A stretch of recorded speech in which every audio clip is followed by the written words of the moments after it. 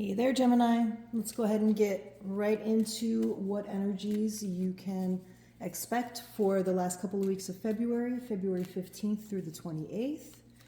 And these will include both disturbing energies that you need to be aware of and navigate around, or positive energies to welcome in. So let's go ahead and get started. Gemini, what to expect for you guys overall? The High Priestess. That's a beautiful way to start it out. High Priestess is all about relying on your intuition.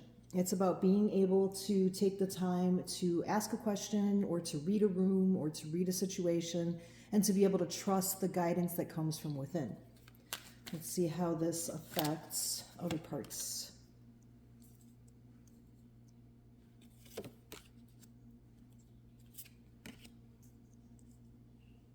Okay. So when we look at how this High Priestess can help you and have an effect over, let's say, this first card, the Nine of Swords. Nine of Swords is all about anxiety. Okay, so the High Priestess can definitely be a very helpful energy because the High Priestess is going to be able to help calm your mind when you are going through chaos around you, when you don't understand, what's happening, how to proceed. What the High Priestess will advise you to do is just to, put both feet flat on the ground, take a nice deep breath in, and read what your intuition is telling you. Okay, what feels like the answer. And so that's going to help you with that Nine of Swords energy. Okay, here with the King of Cups. The King of Cups feels to me, Gemini, like a suitor. So for the next couple of weeks, you could be kind of relying on your intuition in regards to how to deal with a King of Cups type energy. King of Cups is somebody who is, emotional, wears their heart on their sleeve, things of that nature. So this could be, like I said, a suitor.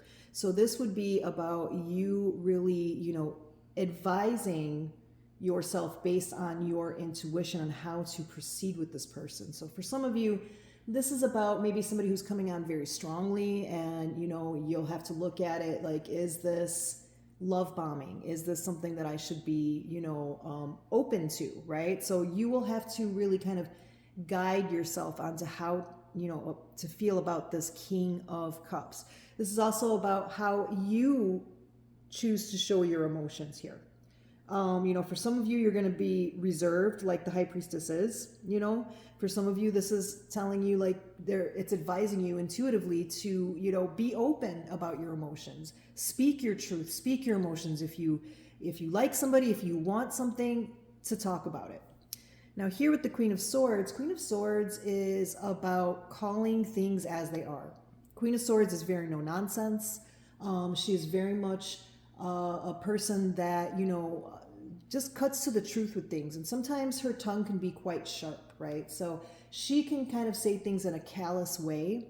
So with the High Priestess, this is telling you that even, sometimes when you see the truth in the next couple weeks, sometimes you have to, kind of soften the way that you're going to speak that, all right? Use your intuition to know when to speak the truth and how to speak it. So for some people, yeah, I mean, you're going to be cutting some people off. Could be this King of Cups type energy, but you're just going to be able to call the truth of things, call people on their bullshit, call yourself on your bullshit, and be able to, do that in such a way that, is what is needed at the time. So for some, it's going to be, that sharp tongue, cutting it off right then and there.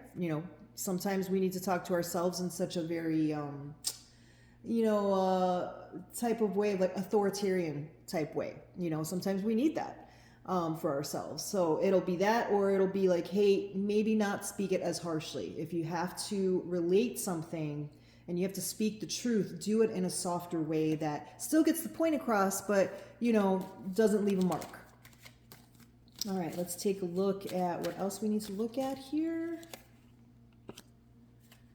Okay, so the King of Swords. All right, so King of Swords is about using logic, all right? And I like how it's, covering this King of Cups energy. So this is about balance, and that's what the High Priestess is also about. She is about finding balance by relying on intuition and looking at the facts of things, right? So for you, this is going to be about reading the situation, being able to see through the anxiety here, right? To be able to breathe, to be able to say, okay, what is the true picture here? What is the answer here? And to allow those answers to come in both a logical and emotional, energy that's balanced. Okay, so this is saying that you're going to be using a lot of logic over the next couple of weeks, balanced with that intuition, and that is what's going to get you a lot of the results and the answers that you're looking for.